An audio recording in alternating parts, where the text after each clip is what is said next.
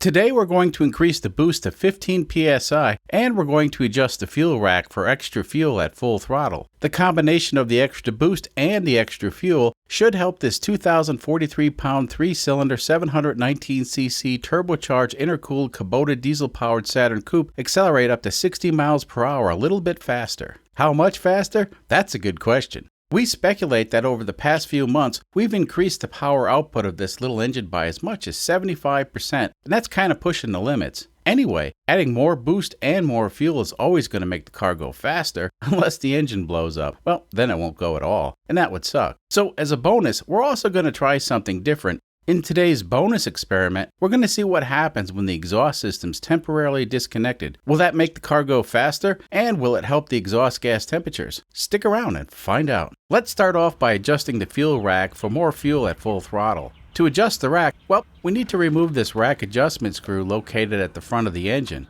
It's kind of hard to see, so let's look at a picture we took before we put the engine in the car.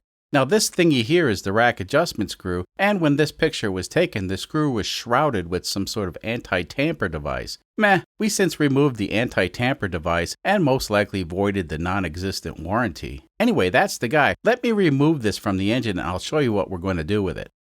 There we are. Let's look at the big picture. So this screw is kind of located here in relation to the injector pump. So far, we've managed to adjust the length of the screw to 32 millimeter. Now, we didn't do that willy-nilly. It took a lot of tests and a lot of monitoring with the exhaust gas temperature gauge. Plus, we had to add a turbocharger to help the engine process all the extra fuel. Without a turbo and an exhaust gas temperature gauge, you can quickly turn your diesel engine into scrap metal pretty quick. Anyway, let's double check the length of this before we make any adjustments. Yep, it's still at 32 millimeter. Now, typically we adjust the length about a half millimeter at a time for more power. So what that means is, we're going to shorten the length of the screw to about 31.5 millimeter. Adjusting the length of this screw increases the power of the engine at full throttle, but it also makes the exhaust extremely smoky. Adding a turbocharger to the engine more or less eliminates the smoke as it allows the fuel to be consumed more efficiently. Okay, there we go. Let's try 31.31 millimeter. That's a bit more than the half millimeter that we wanted, but keep in mind we're also going to increase the boost. At this point, we really don't know what to expect until we do some more testing. Let me put this back into the engine, and then we can adjust the wastegate actuator for more boost. Ah yes, the stupid charger. We need to take this off before we hit the road. Anyway, we featured that in a previous video if you're curious. So to bump the boost up, we need to change the spring inside this adjustable wastegate actuator. And to do that, we need to remove this thing from the turbo and take it to the bench to work on it.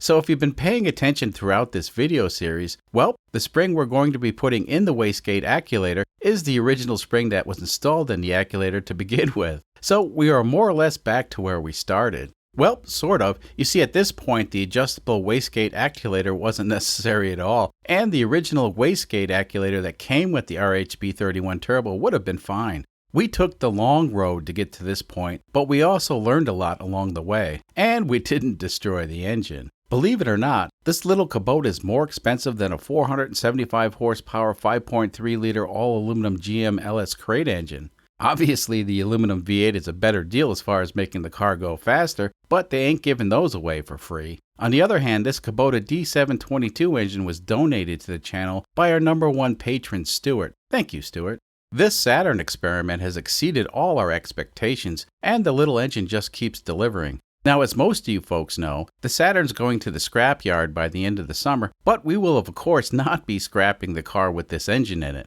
As a matter of fact, we'll be stripping the car of all its goodies, and the parts will be installed in a different project.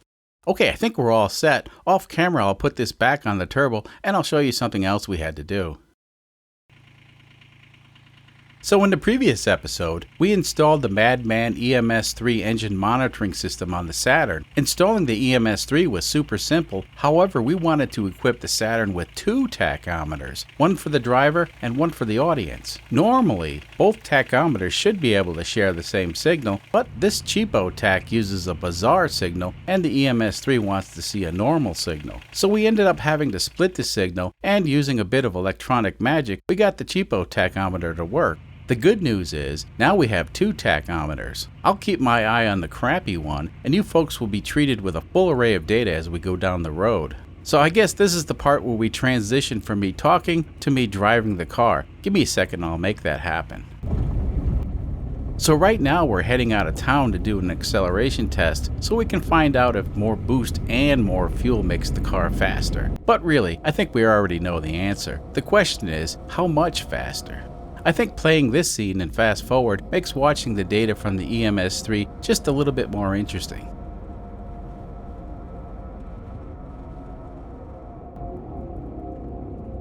And we're here. Slamming the door synchronizes the cameras, and I showed you that trick in the last episode. Okay, let's go through the list. Yup, the car has a noisy wheel bearing, and we are aware of it and are monitoring the situation. The voltage regulator's a bit wacky, but we don't really care. Oh yeah, now it's hot inside this car and it stinks like diesel fuel, so that's why I drive with the windows open. Now if I don't go through the list at least once in every video, I get hundreds of comments from concerned viewers. Meh, the car has problems, but the most important problem is the car's too slow and we need to go faster. So here's the dealio. We got the boost dialed up and you need to keep an eye on it right here. Of course the exhaust gas temperatures were stable in the prior video, but since we increased the fuel, it's hard to say what's going to happen this time around. Now the party really doesn't start until we're in 4th gear and the little diesel engine starts chooching at full throttle, so 4th is where all the magic's going to happen. Once we shift to 5th gear, the party's pretty much over, and there's no point in pushing the car any harder. The time to beat is 24.37 seconds for the 0 to 55 and 28.51 seconds for the 0 to 60. Today, the ambient temperature is a balmy 81 degrees Fahrenheit, and there's no wind that I'm aware of.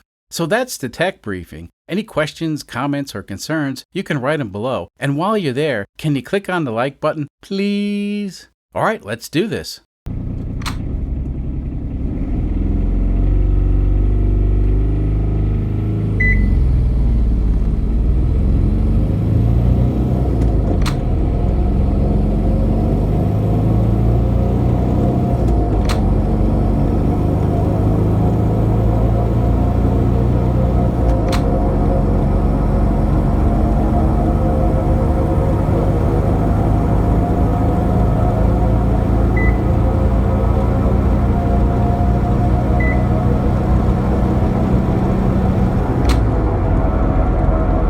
And just like that, we shaved another second off the 0 to 55 and another 1.75 seconds off the 0 to 60. It seems like once the turbo spools up, the power really comes on strong. Keep in mind, this little refrigerator engine's propelling a 2,043 pound car down the road, so those numbers are impressive for sure. Let's head back to the shop and see if we can find some more power.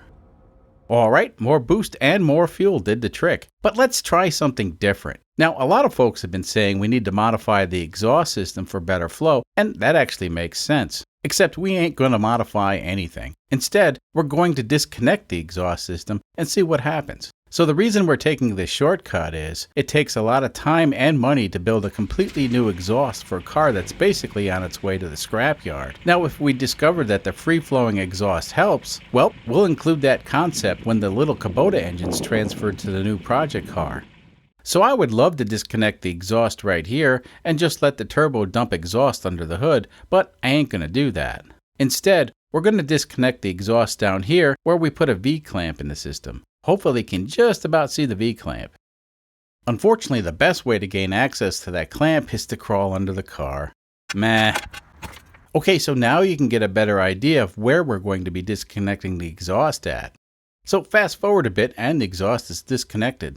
The only potential issue is the hot exhaust stream comes dangerously close to the chloroplast belly pan. So we'll bring a fire extinguisher just in case. Alright, well, let's start the engine and see how loud the car is. Now, as some of you folks know, I'm hearing impaired, and of course this sounds fine to me. My buddy Eric, who's standing off camera, is indicating the car sounds more or less the same, so apparently the turbocharger absorbs a lot of the noise as the exhaust passes through it. Well, my chariot awaits. Let's see how fast the car can perform from 0 to 60 miles per hour. So far, I'm not getting any bad fumes in the car, and I'll most likely survive this experiment. I have to say, the car feels different. Perhaps the throttle response is a bit quicker? It's hard to say, but something does feel different. Let's roll out of town and fast forward. So overall, with or without the exhaust system connected, this car is very drivable, and it gets up to speed in a reasonable amount of time. Now don't get me wrong, the car is only slightly faster than a vintage Volkswagen Beetle, but for the most part it seems to be able to get out of its own way. The cool thing is, you can definitely feel the extra thrust when the turbo kicks in.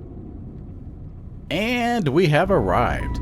You guys know the drill. Hopefully with the exhaust delete we'll see better times on the speed run, but we're also going to be watching the exhaust gas temperatures, and we want to see what effect the exhaust delete has on this as well. The time to beat is 23.36 seconds for the 0 to 55 and 26.73 seconds for the 0 to 60. And for those who care, the ambient temperature is 82 degrees Fahrenheit, and with that said, it's go time!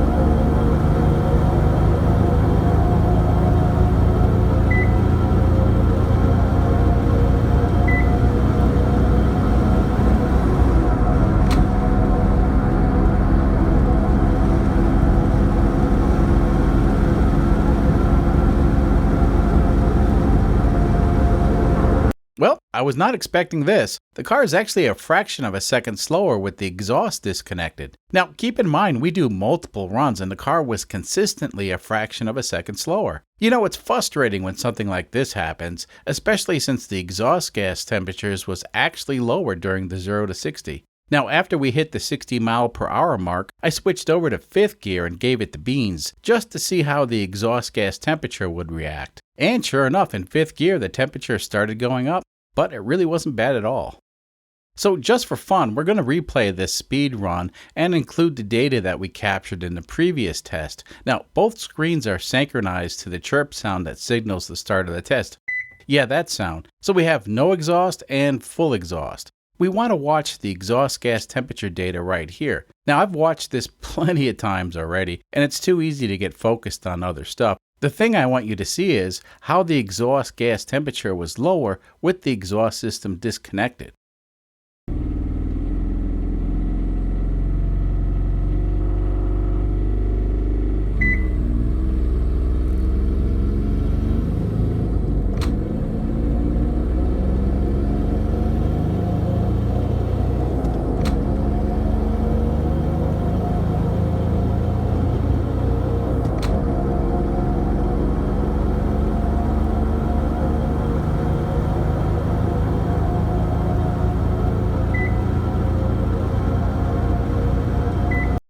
Obviously, there's a fraction of a second difference between both data screens, but they're close enough for what we want to see. Now, when we hit 60, yep, the exhaust gas temperature was definitely lower.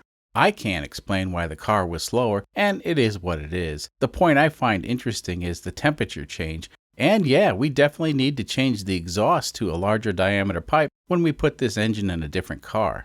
As always, I hope you folks enjoyed this episode. I know I had fun making it, and no matter what, we still have the fastest 3-cylinder 719cc turbocharged intercooled diesel-powered Saturn coupe in the known universe. So we're doing something right. Until next time.